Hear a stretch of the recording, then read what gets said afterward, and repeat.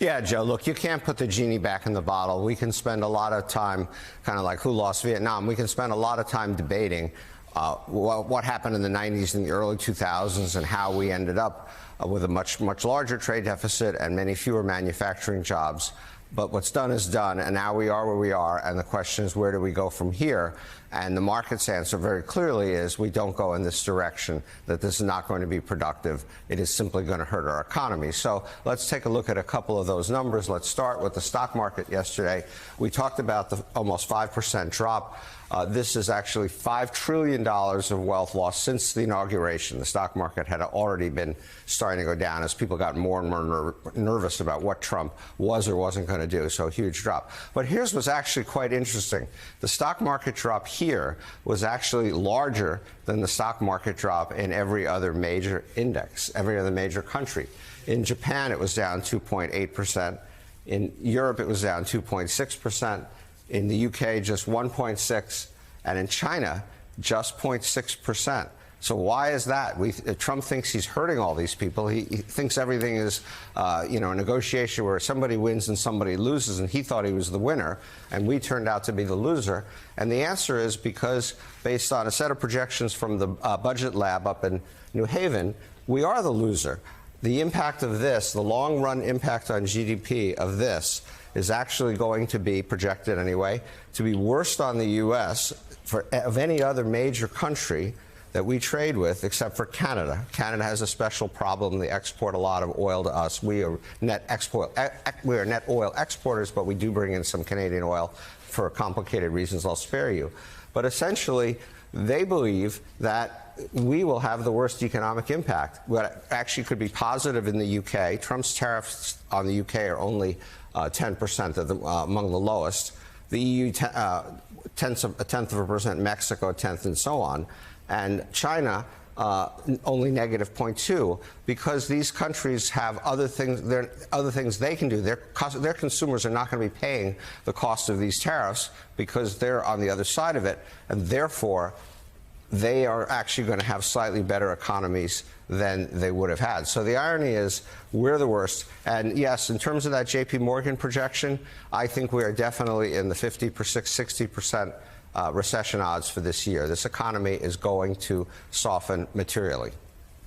Yeah, Goldman Sachs bumped up their probability of a recession as well. Had been a long shot about a week ago, not so much now. Let's move to your second chart, Steve, putting this into some historical perspective. Yes, Democrats in the past had advocated for tariffs, targeted tariffs. Joe Biden had them in place as recently as a few months ago. But we've never seen anything quite like this.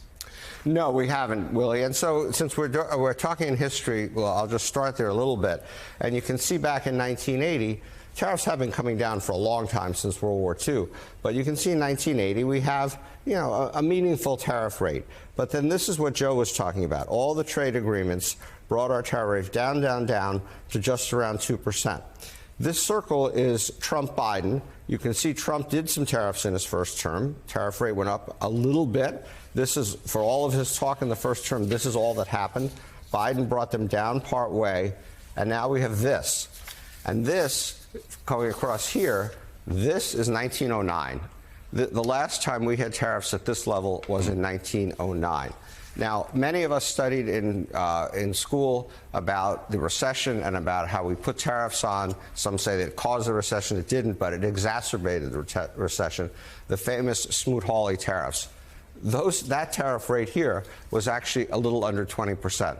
So these are not only the highest tariff rates we've had in more than a century, but higher than we had when we had what every historian would tell you were the worst tariffs we've ever put in place until now.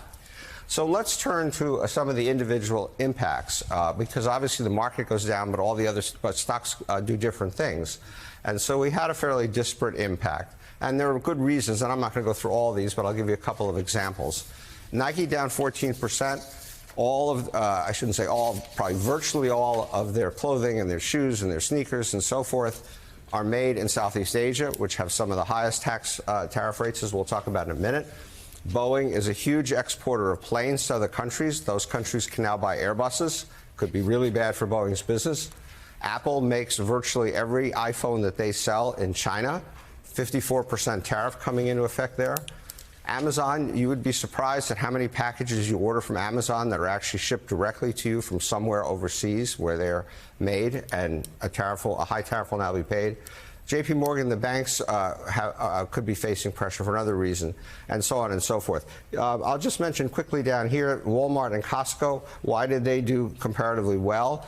Because they have such buying power that they are likely to be able to hold down their price increases and take market share from other retailers. All right, let's move to your last chart, Steve, and it's time for a little math, because the Trump administration has been selling some of the numbers he put up as tariffs that these other countries, including allies, have placed on us, when really it's just kind of a trade deficit that they used funky math to come up with. So help our viewers understand the numbers that the administration is presenting.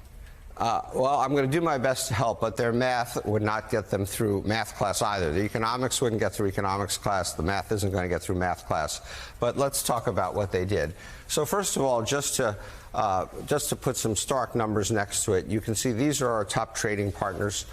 European, and what the tariff rates are going to be. European 20%. China is actually now 54% because he added 20% earlier in the year, so that gets up to 54.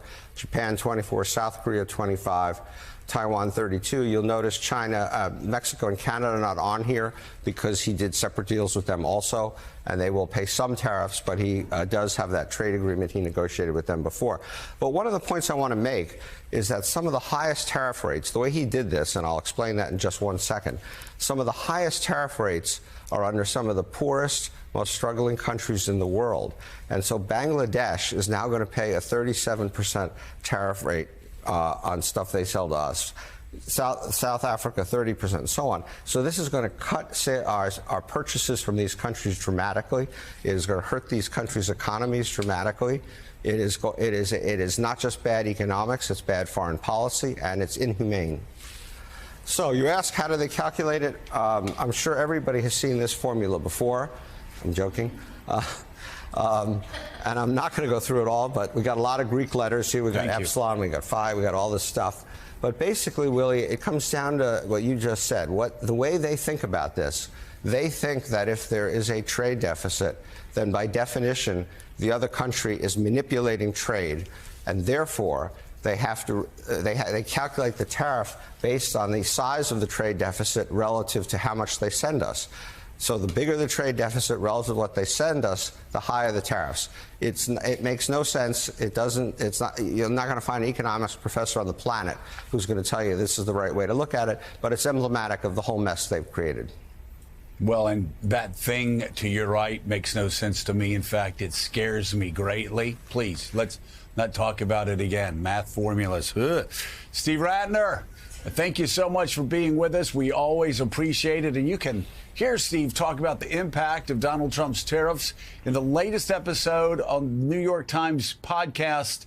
The opinions are, of course, you can watch these segments on YouTube. I mean, we're finding out these Rattner's segments on YouTube. Willie, sometimes 1 million views. Like this guy, he's sort of, it's like what Justin Bieber was doing at the beginning of his career. This kid Rattner has a future. So.